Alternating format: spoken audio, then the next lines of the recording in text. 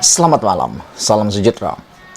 Ada ramai orang lagi yang sampai sehingga kini masih mempercayai bahwa derma atau duit yang diterima Najib dalam SRC internasional 42 juta masih percaya bahwa itu derma datang daripada Arab. Derma atau duit itu datang daripada Arab.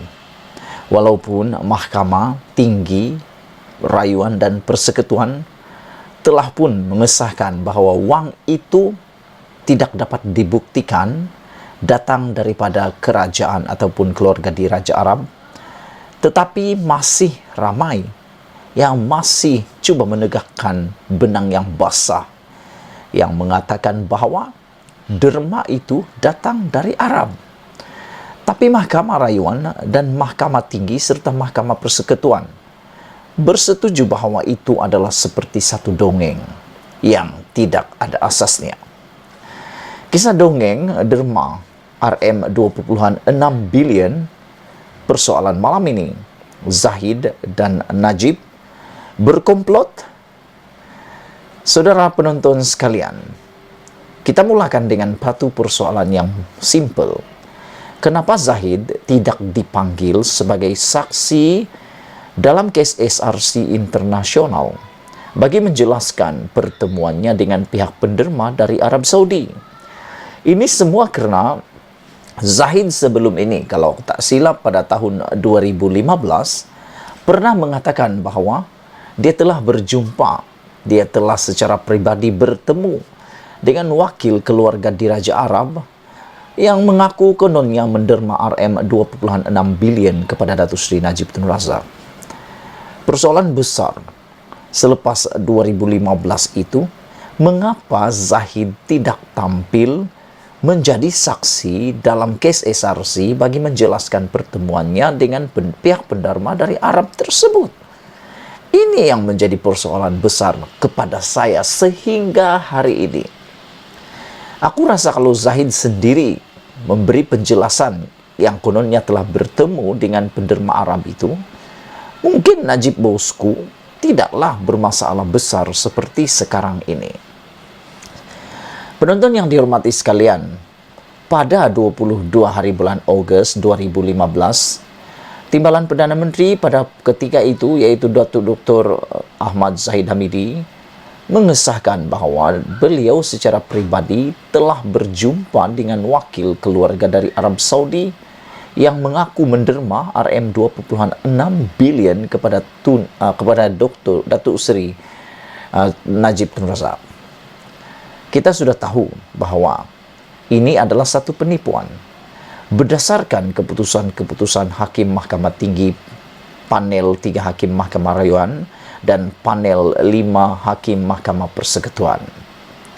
Kesemua hakim ini mengesahkan bahawa RM 2.6 bilion yang masuk ke dalam akaun pribadi Najib tidak berasal daripada Arab Saudi.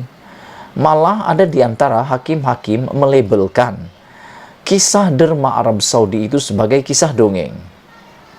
Namun demikian, ada ramai lagi pengikut-pengikut tegar, tebal Najib mengatakan bahawa itu semua adalah derma daripada Arab.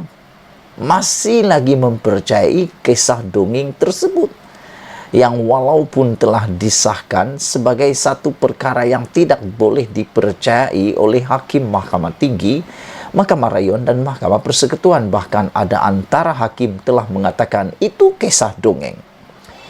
Biarpun begitu, kita sudah tahu sebelum hakim-hakim membuat keputusan bahawa rakyat Malaysia ditipu sebelum PRU 14 berhubung derma Raja Arab Saudi itu.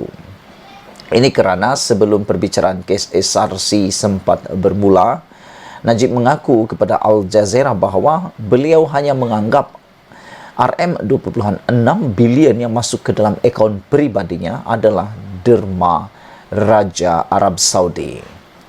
Pengakuan ini dibuat tidak lama selepas PRU 14 dan pendedahan Najib mengesahkan bahawa Zahid menipu apabila mendakwa bertemu dengan wakil keluarga Arab Saudi yang mengaku menderma RM 2.6 bilion.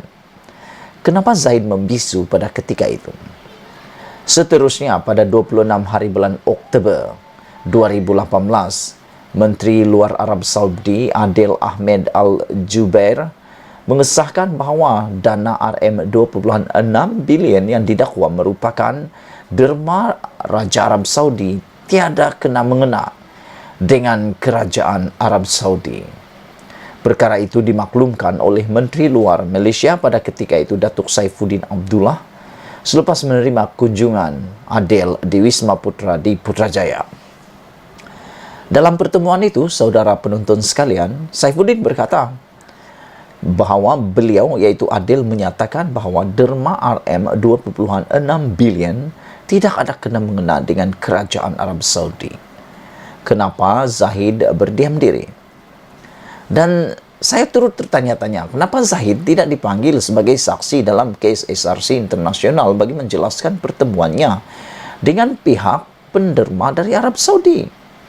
Baru-baru ini, Tan Sri Afandi Ali disahkan memberi keterangan yang bercanggah berkait isu derma RM2.6 bilion dalam saman fitnah RM10 juta yang difailkan oleh bekas peguam negara itu terhadap Lim Kit Siang. Menurut Hakim Datuk Azimah Umar, keterangan Afandi bercanggah dengan keterangannya sendiri, yang mana terdahulu dan beliau bersikap cuba mengelak dan tidak berterus terang. Sebelum pilihan raya umum ke-14, dalam satu sidang media, Afandi secara terang-terangan membersihkan nama Najib berhubung skandal 1MDB, SRC dan aliran dana RM2.6 bilion, sekaligus mengesahkan bahawa kisah derma Arab Saudi yang dimasyurkan oleh Najib adalah benar. Malah Afandi mendakwa mengantar satu delegasi ke Riyadh dan bertemu dengan pihak yang dikatakannya adalah penderma dana RM2.6 bilion itu. Namun ketika pemeriksaan balas di mahkamah, Afandi mengakui bahawa delegasi berkenan tidak berjumpa maupun bercakap dengan pihak yang didakwa sebagai penderma, dengan berkata, Putra Raja Arab Saudi enggan berjumpa sesiapa.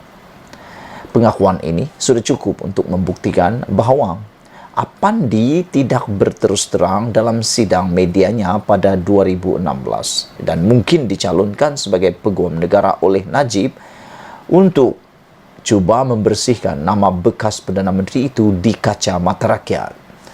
Syak bahawa wujud subhat antara Najib dan Afandi menggunung apabila timbul persoalan bagaimana Afandi boleh mencapai keputusan yang bertentangan dengan hasil siasatan Tan Sri Abdul Ghani Patail dan Tan Sri Abu Qasim dalam masa yang begitu singkat. Apakah Zahid tidak ingin mengulas perkembangan ini? Apakah Zahid dan Najib berkomplot untuk menipu rakyat Malaysia? Kononnya RM2.6 bilion yang masuk ke dalam akaun peribadi Najib merupakan derma Raja Arab. Ulasan ini saya ubah suai daripada Regi JC Ritaudin. Sekian dulu, Malaysia kita punya. Kita jaga sama-sama cintai Malaysiaku. Bye-bye.